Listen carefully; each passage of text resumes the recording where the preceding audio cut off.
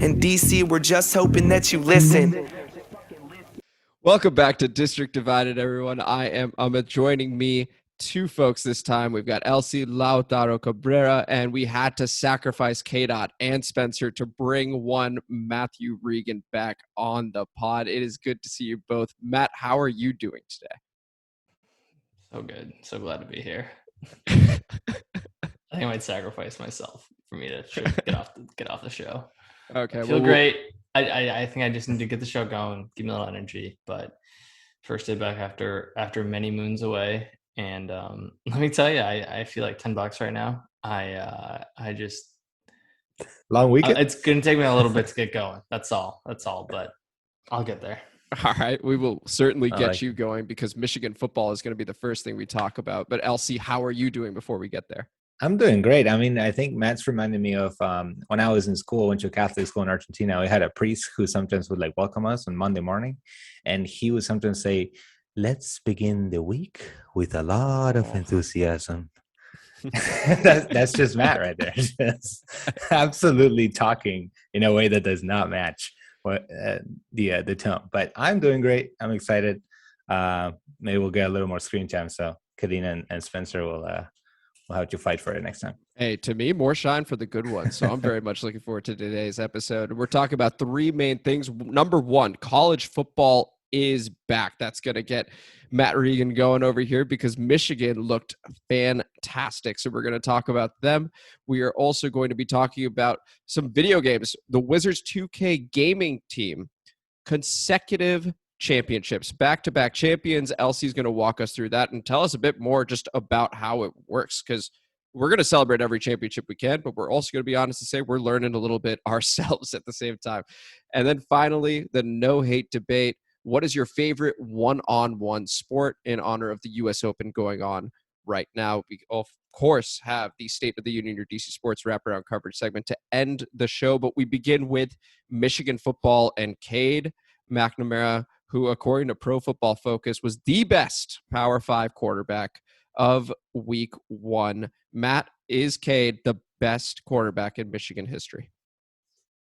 Yeah, he is. He is. He really is. And I think the biggest downside this week is that him and JJ McCarthy are probably both going to leave after this year and go pro and probably be selected first and second overall. That's probably what's going to happen. Not overblowing anything, just stating matter of fact. I know JJ McCarthy's not even eligible because he's a true freshman, but I think there'll be an exemption for him because he has a cannon of an arm. But no, that being said, I mean, this is definitely the least hype I've been for a Michigan football season in a long time. We were 2-4 last year. The Harbaugh train is very much in a decline. So I didn't do all my off-season prep that I normally did. I wasn't nearly as tuned in for it, I told myself I'm not really getting excited. Man, am I back on this train, man. Harbaugh's the best. We are back. I know it's just Western, but the guys look good. And unfortunately, we did lose our best receiver, Ronnie Bell. He is done for the year. That is a big blow because our receiving core is already thin. He was kind of our only very good proven receiver. So I have to have some other players step up. Really liked where the running game was at. And all in all, it was just good watching college football. I was watching it from the West Coast, so it was a 9 a.m. game. I didn't quite get the full wake up on a Saturday, watch Prem, watch college football, get the whole experience. But was able to catch a few games. Saw Penn State beat Wisconsin. It's a little bit unfortunate. Then that Georgia Clemson game, what was that really about? Low That game scoring. sucked. Yeah. So that was unfortunate, but it was just good having college football back and just being there on Saturday. So, it's 7 straight weekends that I've been gone. Might make it 8 because we had a night game hosting Washington. We'll see. That'll be a game time decision for me. But just excited to have college football back. Did you guys catch any action? Yeah, absolutely. And of course, Matt has been vlogging all 7 weekends, and we'll be putting that together for District Divided. Stay tuned for that. I did catch some. Penn State, Wisconsin was a fantastic game. I was over for Labor Day weekend. I was in Stone Harbor, New Jersey, and one of our buddies is a Fordham fan. So he went to Fordham, and so we saw the game where Fordham was underdogs by, I think, 37.5 to Nebraska. So we naturally put money on Fordham. They did not cover that spread. So Fordham just got their shit kicked. So we switched over to Penn State, Wisconsin. Great game. Epic win for Penn State. Much needed after they started 0-4 last year. All in all, I'm thrilled college football is back. But yeah, that Georgia Clemson game, very underwhelming. LC, did you catch any? I did. I caught a little bit of Ohio State. My wife, being from Ohio, is the only team that I have any relationship to. And, we didn't even know the season was starting because it was like, it felt a little early, right? Like, I guess people are going back to school. I don't know. I'm not keeping track of stuff. And the game was on. We were like, is this a regular season game? And so, yeah, game one, it was on. We watched pretty much the whole thing while we did other stuff. I think that's the only way I can watch a full football game. But it was pretty entertaining. I think they were down at the half. So Ohio State had to come back in the second half. I think once they got going, they were unstoppable. I mean, they obviously usually do quite well in the season. Whenever they lose, it's like they just lost, the season's over. It's like a whole drama in Ohio. So yeah, I got to watch a little bit. I'm excited. I was a little bit, I don't know, I guess I still have a little bit of like COVID, like you see a crowd and I just feel a little bit uncomfortable. Like, like you just see a crowd and everyone's like packed together and you see all the students like just celebrating. Like, to me, that still is making me a little bit weird. I don't know. I guess we still have some, we're not fully out. But the sport itself was fun, of course. I was just like a little bit curious on how things will shape up. I know that the NFL has been having some discussions about players choosing to get vaccinated. Campuses are different. So like I'm still in the University of Maryland system, and like they literally just require you to get vaccinated, period. Like you can't be on campus pretty much if you're not vaccinated unless you have like medical exemptions or not. So I'm assuming that they have more control over the players getting vaccinated and whatnot. But I'm curious to see what how they handle if some campuses start having outbreaks or anything like that, because I don't know, it's a little bit weird to just see the full crowd and just be free. It was a little bit, but honestly, it was kind of cool too. It was. I just got some COVID fatigue from. It's what you want, right? Like it was nice, and it's how you want to see. I know Michigan's the same way. Students have to be vaccinated. I don't think you have to be vaccinated to go into the stadium, but yeah, it's something that I'm sure they'll be monitoring, and then that might change as they go. But yeah, it's good. The Fordham game was crazy. That guy on Fordham had 30 tackles. They upped it to 31, and he set a record. Yeah, so. Somebody that was crazy. Chip Kelly back with UCLA? That was a big win for them over LSU. So a lot of storylines. Ohio State looked a little dicey. We'll see. I mean, we're probably favored against them right now. And in all honesty, I'm just kind of riding out the wave until it all comes crashing out for Michigan. But I can tell. I mean, it felt great. One and two overall pick. And I woke up on the West Coast, and it was like I was in the mountains, and it was crisp weather, and I really felt like fall. Seeing the full screens it felt good. It was a good Saturday, and yeah, we won, and we're good. That sounds like just an everything is right in the world moment, right? Yeah. Could really use an Arsenal win this next Saturday. Need that, and then we'll get it. I'll be good. We'll stick to college football. Stick to hey, we're playing Norwich City. We're gonna catch that dub. I'm not concerned about that. And shout out Jared Greenhagen, by the way, from Fordham. 31 tackles. The one play he missed due to injury is when Fordham failed to cover the spread because it was a touchdown the very next play. He was a one-man wrecking crew. And honestly, the Washington football team, K-Dot said it last week, only 4 linebackers.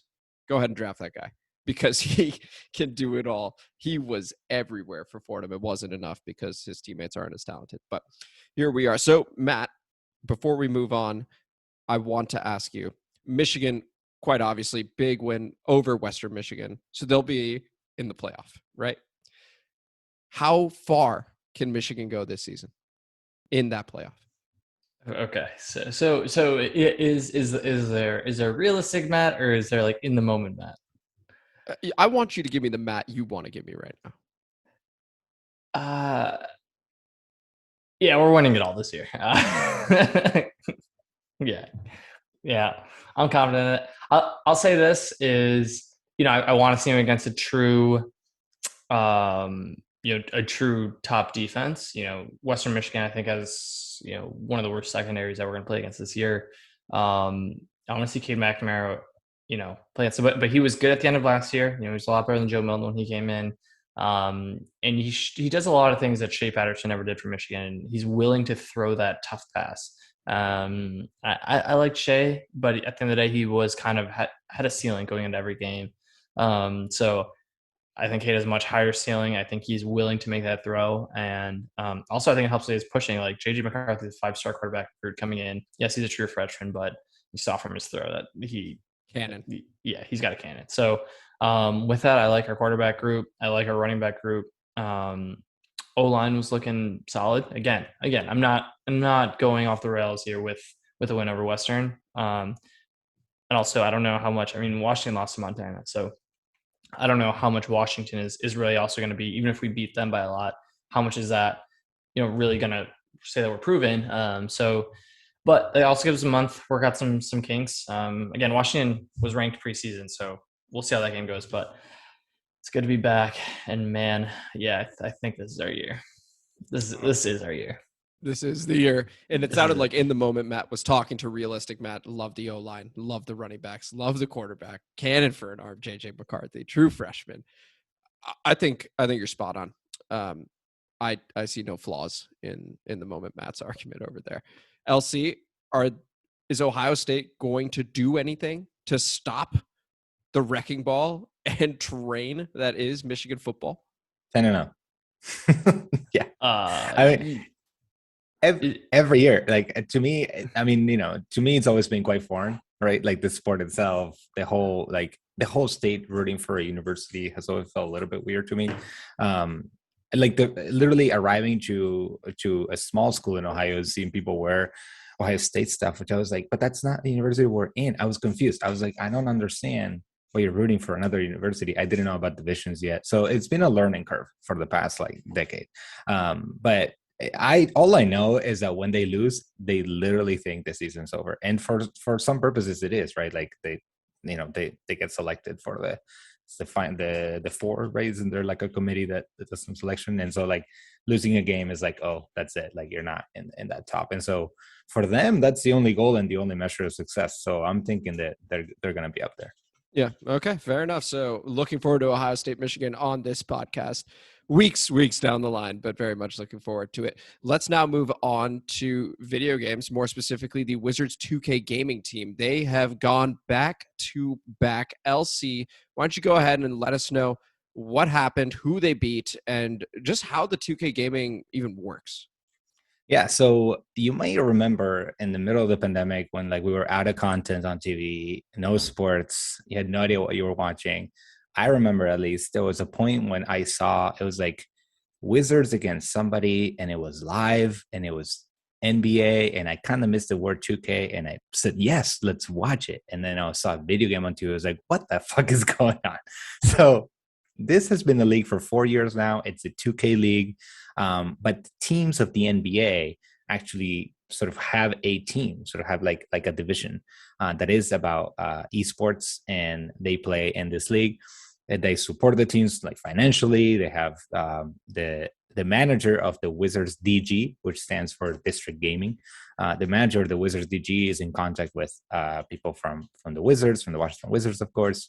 And they sort of try to work together. They're part of Monumental Sports. They're a real organization. Like, it's not just, some guys who play in a league. It's part of the Wizards family.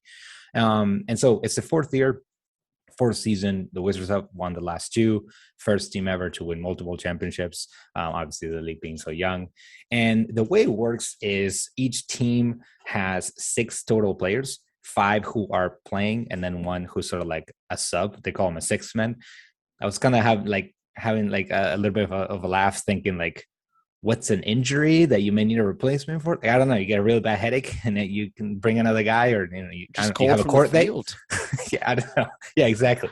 The coach is like, you know what? Your fingers are not moving well today. You just got to put the 6th man in. I don't know. But the idea is that obviously they play 5v5. Each player controls, a video game player. And in the playoff section, there are matches to 5. So you play best of 5 games. and Wizards actually won 3-0 against the Jazz Gaming in the finals. So they won all the first 3 games. That's it. That's the championship. The cool thing about it is if you play 2K, I play against you and I'll pick the Wizards. You pick, Spencer will pick Golden State. And so he's got Steph Curry. I have Bradley Beal and whatnot. That's not how it works in this league. They don't play with real NBA players.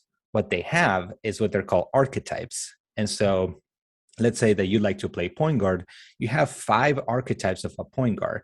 So you have something called, for example, I want to be a point guard scoring machine. And so that player has special badges that are good at scoring, and maybe he's not that great at defending or not that great. He may not be that great at other things like passing.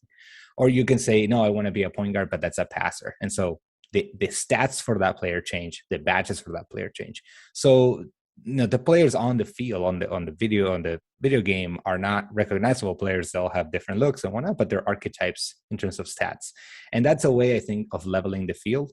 Obviously, all these archetypes are made by 2K, and I'm sure they're mathematically made to be fair and whatnot. And you can't have a point guard who's really tall or whatnot. So the idea is that to sort of level the field, and that way any differences between the games are based on the skill of the players behind the controller. So that's how the league works. There's a draft, so teams select players who sort of say they want to be in the league, and they obviously compete in other leagues and they play online, and they are recruited to be in these teams. So it's a huge endeavor. It was really interesting to read that as of fiscal year 2021, it had turned profitable. The Wizards District Gaming, which is like amazing to be such a young organization. So a lot of growth in this area, a lot of excitement for what's to come as more NBA teams are also trying to have an esports division as well. And hey, out of all the partner or the prizes that the Wizards DG won, it was about $500,000 in prizes for winning this championship. So a lot of money in there, a lot of growth, a lot of future. Obviously, a lot of young people are interested in this kind of platform. Like on all the games are on Twitch, some of the games are on ESPN. So a lot to look forward to, and the Wizards are going to be in the lead for a while if they can hold some of these players. All right, well, hey, thanks for the summary, LC. So that was one of the first things I was thinking about, was like, because I was reading the article and I was like, this dude averages 22 and 11. And I was like, is he not controlling the whole team? So he is controlling one of the archetypes that you were talking about. That's interesting. So there are 5 of us on District Divided. If we were to challenge them and maybe be sponsored by 5 guys, we just do a couple quick practices here. Do you think we could score points? Do you think they would even reply to us, or are they above us? So like, from what I saw, yes, they're above. Of course, they're up. Like that's. I mean, no. In terms of talent, absolutely. They are, in terms of because, talent and skill, absolutely. Would if we reached out, do you think they would get back status, to us? These guys are champions. Champions. Okay, I just they have confirm. literal rings. Okay, respect the ring. Would you ping Steph for a game of pickup? And you think he'd respond? No, same thing. Same thing. You think it's the same thing? Understand our place. You can win a sweepstakes to play a pickup with him. I mean, I saw some of the footage of the games, and like these guys are, the release of the shot, like they're releasing excellent, like so often. I mean, it's things that like, and when I play, like I never get released excellent. Like these guys just know how to do everything that you can do in the game. And obviously they're doing it against other guys who can also do it. So I think they will absolutely demolish us with their 100% one hand. Would you guys ever watch like a 2K game? You're saying like moving forward, or are you saying moving forward? Sure. At this point, why not? That's interesting. Just see what it's about. I honestly thought that the archetypes thing study my opponents, because we might play these guys. Right. I thought that was interesting because it's kind of like you do have to know who you're playing against. Like, if on the other team there was LeBron and Steph and Dwight Howard for you, Matt, you kind of know what to expect from those players and whatnot. But like in this archetype league, it's sort of like it's up to the choice of the player and the skill, that there will be a sort of interaction there that you have to match. So I thought that was pretty interesting that they have that format. Yeah, no, I think that's incredible. So I'm still sort of hooked on this idea because there are 5 of us and there's 6 of them. So let's try and get them on the show, and they can talk about it and they can promote it and things like that. Our last video got 230 views. moving on up a little bit. But now that Matt's back, this one will have like 1,000 or something like that. All from Michigan. And then let's play them. Let's get together. Let's get some controllers in a room and let's see who's good at what. And I think I'd be a great point guard. Personally. So there you go. So the players actually have a position, right? So a player is a center. Like he specializes in playing center or point guard or power forward or whatever. And so they have they work on their specific skills that you'll need as each of your positions. So I love it. So quick question, LC. Yeah. If you had to assign positions for us, what are we playing? Spencer's shooting threes. He just fucking loves to do that. He just chucks them. I would probably be putting I'll put you as point guard because you volunteered. I like to play center because I'm 5'7". I think I should do the fantasy of being tall. that just makes sense. I think LC should not be coached because he put you as point guard because you volunteered. And I didn't like the reason behind it. Yeah, I was hoping for a slightly higher vote of confidence. That disqualifies him as coach because no, he wants a spotlight. Like what if some player says I volunteer as our leading scorer and you say okay we got to give him the ball. That's not. You got to make the hard decisions. The point guard, and do you really think he is a point guard? You really think he is a point guard? I'm a distributor. I think that it's a position about being honestly. In the we'll start with 4 players. You can earn your spot. You can start. You can earn. He's your the spot main host. If I got a coach, I'll coach. That's fine. Exactly. Player coach. Same thing I do with Federal City Wanderers, who really should be in the State of the Union. Wrap our coverage segment. Okay, sounds good. No, thank you, Elsie. Matt, did you have any follow-up questions on it? I am curious. Where is 2K on the?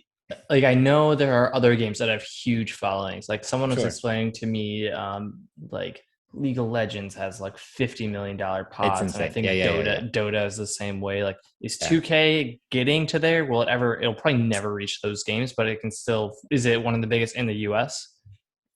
So I don't know off the top of my head, but I would expect that to be true, just because they're different audiences, right?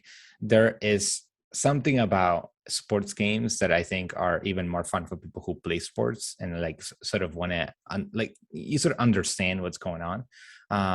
And I think with some of the other video games, the attractiveness of those games has to do much more with other things, the story, with the complexity of them. A lot of them have the lore. There are people who have just are literally in those worlds and they love that. And it's a little bit that with 2K too, right? If you know basketball and you love basketball, then that's kind of the lore of 2K, right? You understand the league and you understand rivalries and whatnot. So I think they're just different worlds a little bit. So it's sort of they're in the same plane in terms of they're both a video game, but they're made for different audiences. You'll see people of different ages play them. You'll see, I would sort of struggle to compare them in those terms of will they reach that status? I think they're just different products, to be honest. They're just video games, but there are different products. But I do think that this one specifically, the 2K, may be a little bit US centric, just because the teams are from the US, right? The NBA is quite global, right? People know the NBA and watch the NBA, right? I remember from Argentina watching the NBA and not just Manu games. And that I can see. Will the 2K League go global and have a global perspective? I don't know. I mean, I don't think anyone would have predicted this 10, 15 years ago. Maybe some visionaries did and now they're rich, but I don't think it was that obvious that this was going to grow the way it did. So maybe if we're skeptical of that going global now, they'll shut our mouths in 5 years and be like, look at this global brand. So yeah, well, I think I was obviously joking a little bit before, but I think this actually has huge market potential also because the NBA is so good with their social media and marketing. Yeah. And it sounds like you said the Wizards DG is in touch with the Wizards, right? So if the other teams are in touch with, their respective organizations, I could easily see this growing and being global as well. So the market definitely seems big for this. There were a few international players in this season. Most of them were American, but there were a few international players in this season and sort of drafted from leagues across the world. Yeah, and I see now there's an EMLS too. I wonder how that's doing because I feel like there's a big FIFA market. But I don't know. The MLS marketing also isn't that great. So I was kind of laughing at there was the 2K sort of little fact sheet was saying 2K is the like leading NBA game for the last 20 years or something. I'm like, what other game is it? You have the licenses. What other game is there? Who's your competition? There was NBA Live as a kid, but I think I love EA it. stopped. They had great doing it. soundtracks. EA Sports.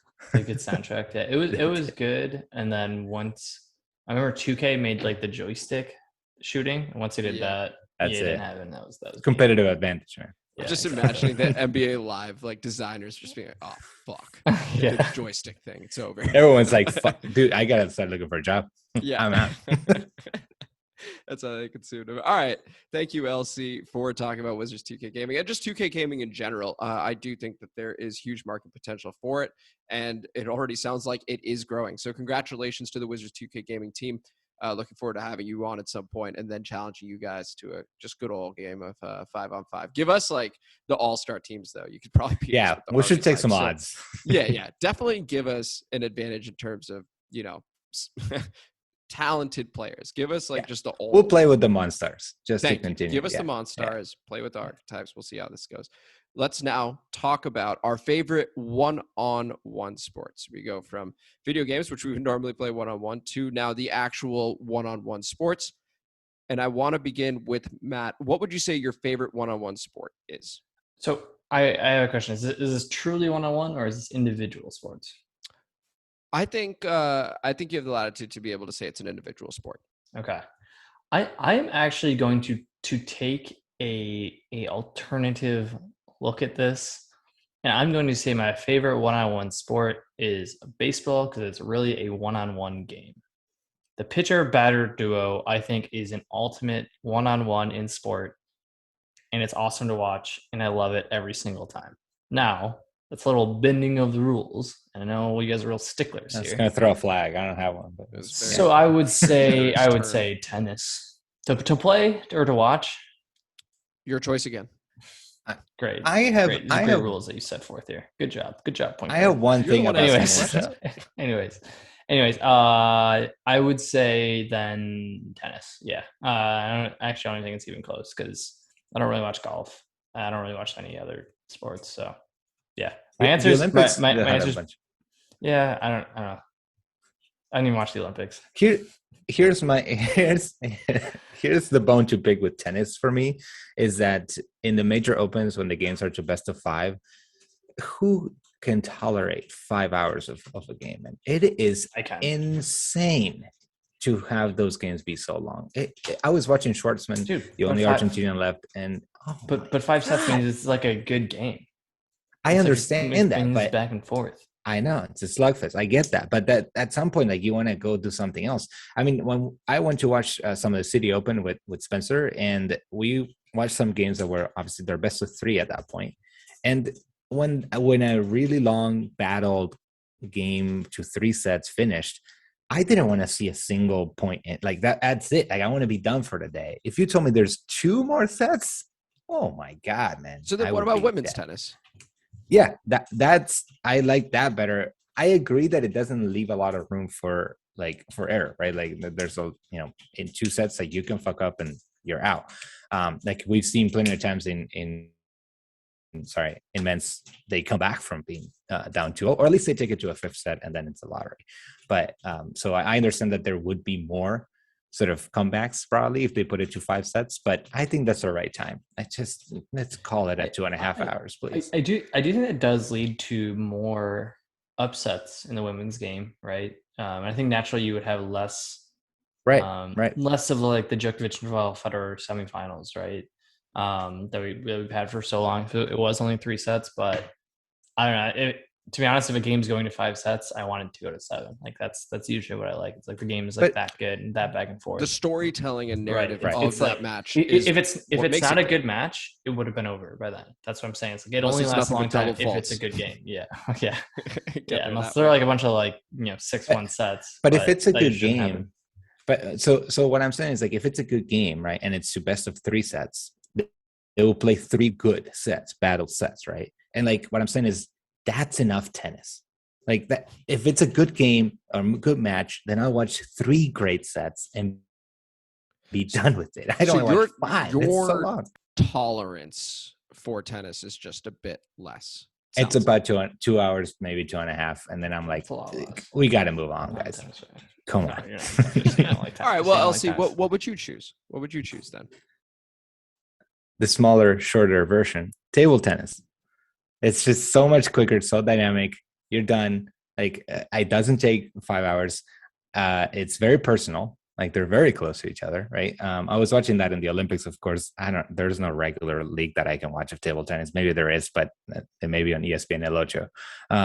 It was just really fun. I love to watch it, both men and women's. I actually watched a little bit of the Paralympic one too, which was also really interesting, depending on some of the impairments. That there was a player who was using his mouth to hold the racket. It's absolutely insane. But yeah, so really, really interesting. I think I just love the dynamism of it. It's just how quick and how mental it also is. Tennis is absolutely mental. Don't get me wrong. Like that, what a psychological sport.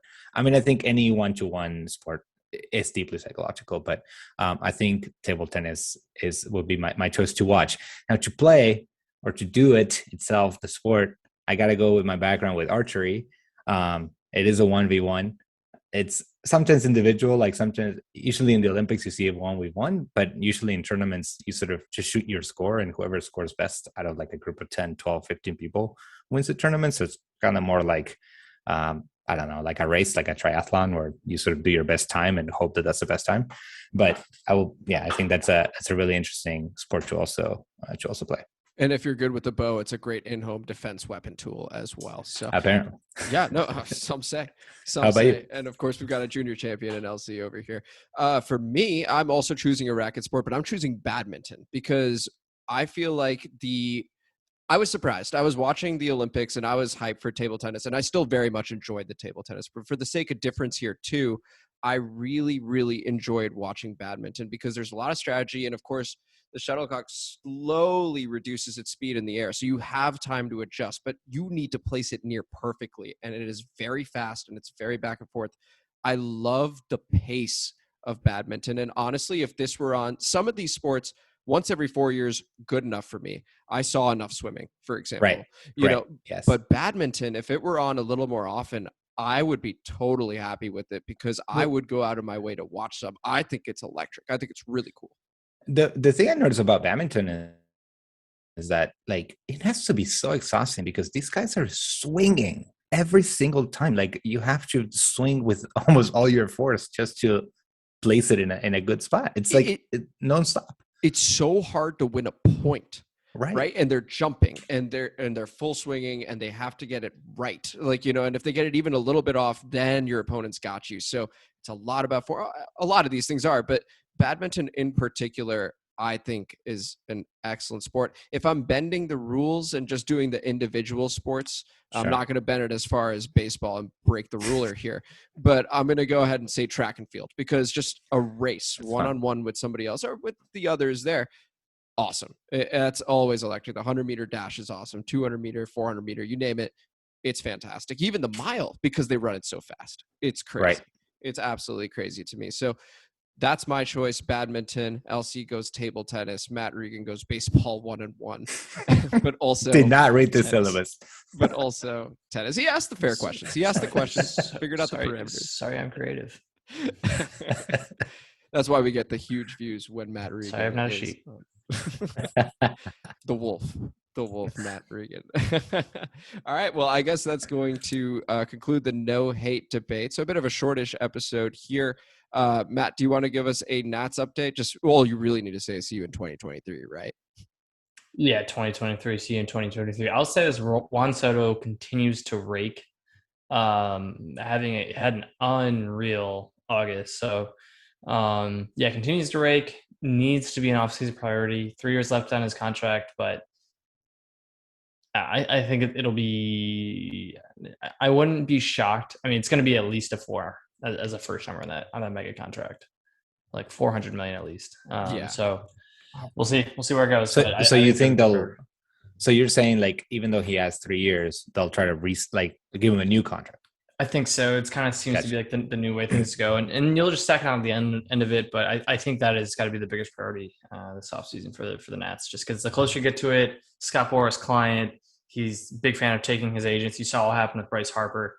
You saw what happened with like Chris Bryant. So it's big to get him on as early as possible. And if that means throwing the bag, I don't think any Nats fan would argue with that. He is a top 5 talent in the game. He's young. Get it done. Yeah, and I'd go ahead and take it a step further and say it would be a total failure of the Nats organization to let him go anywhere because the moves were made so that you could pay Juan Soto. Otherwise, you could have kept Trey Turner, for example, because it sounded like he wanted to stay, but you were only paying one. So if you're paying none after that, total failure by the Washington Nationals. So I fully expect that Juan Soto will be the top priority this offseason. Thank you for the update there, Matt.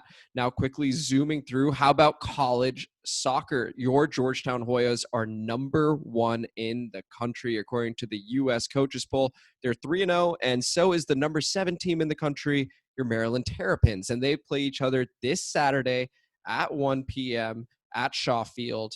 That is Georgetown's home field. The game can be streamed on Flow FC. I've never heard of Flow FC, but apparently you can stream it there. So if you want to watch it, either go to the game at Georgetown or stream it on Flow FC. Sometimes the university itself, like website, will have like a stream. So like if it's not listed there, I would recommend also going to like Googling it on the actual university websites. Because they'll have like their own stream. I mean, my freaking university at D3 used to do it, and other schools used to do it too. So like I know they may have it. That's interesting. I mean, Georgetown's a pretty wealthy university as well. I wouldn't be surprised if they had some sort of deal. They for sure record the game. Like they watch tape. Yeah. That's for sure. But they may be streaming it as well. And then moving on to college football, the Maryland Terrapins also 1-0, also going to be in the college football playoff this season. They beat West Virginia 30-24. Talia Tagovailoa, Tua's brother, starting quarterback for the Miami Dolphins, threw 3 touchdowns in the win. Up next at home against the Howard Bison on Saturday at 7:30 p.m. The game can be seen on the Big Ten Network. Honestly, Howard's even closer than Maryland. It's literally just a few blocks that way. So maybe we should be covering them just a little bit more as well.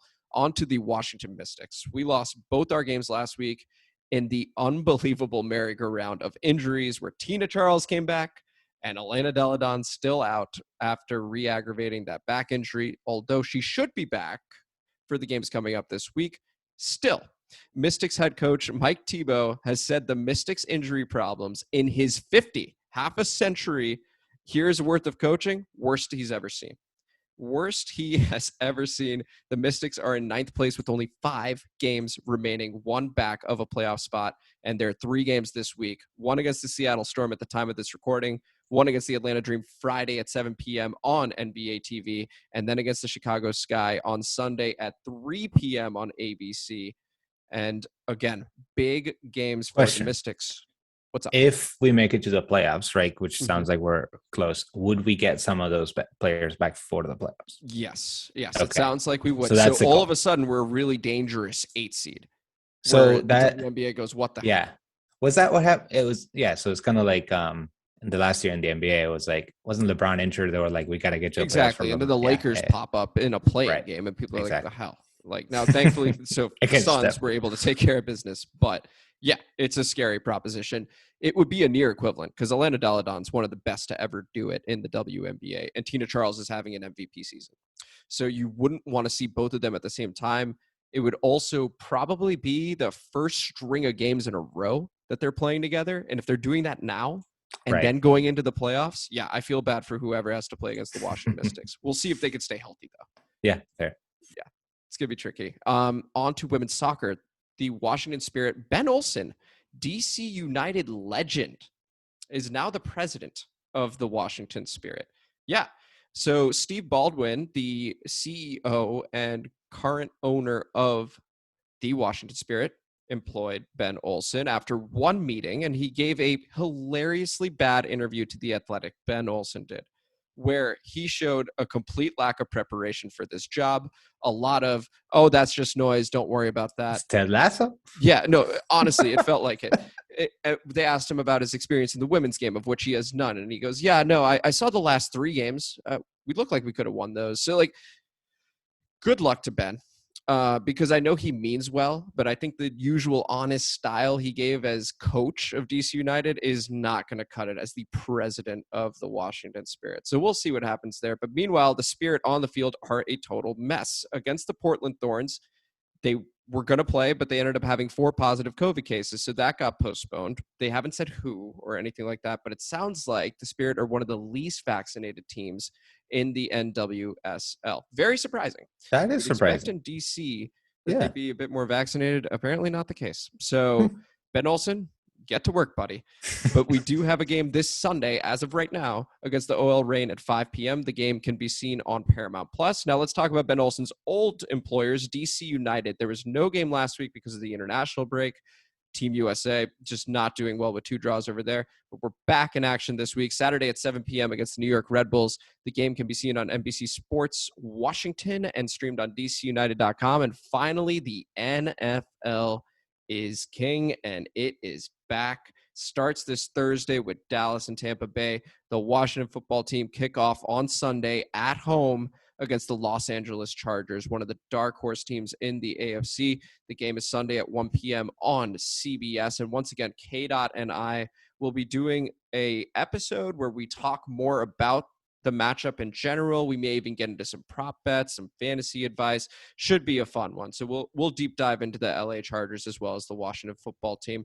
But for now, this is District Divided. Wait, hold up. You guys are going solo? Is this what I'm picking up? You guys are going solo? Do you want to be on it? You're welcome. It's an open. It's a different division. I'm just curious if you guys are going solo. We're not going solo. You're not going solo. Are you going We're not duo? going solo. You're going duo. Yeah, this isn't a sudden turnaround of like, by the way, you're all out. You're going duo. Is it a 1v1? It kind of feels like it. It kind of feels like it. If you want in on the Washington football team talk, you are welcome to join. No, I appreciate the half-hearted invite, Yoko. He just wants to be asked so he can decline. Okay. Got it. Okay. Yeah. I just want you to want to take out the garbage. Right. Okay. Got it. Okay. Yes. It is an open invite to LC, to Matt, to Spencer. If you guys are watching, you guys are here for that episode. If you would like to join, they will be there. Otherwise, it will be just me and K-Dot once again talking about fantasy advice, giving our predictions, and landing on some prop bets as well. Outro part 2. This is District Divided. I am Amit. That is Matt, who's hype on Michigan football and Cade McNamara right now. That is LC Lautaro Cabrera. This is District Divided every Wednesday at 3 p.m. Weekly releases. We will talk to you guys later. Have a great week.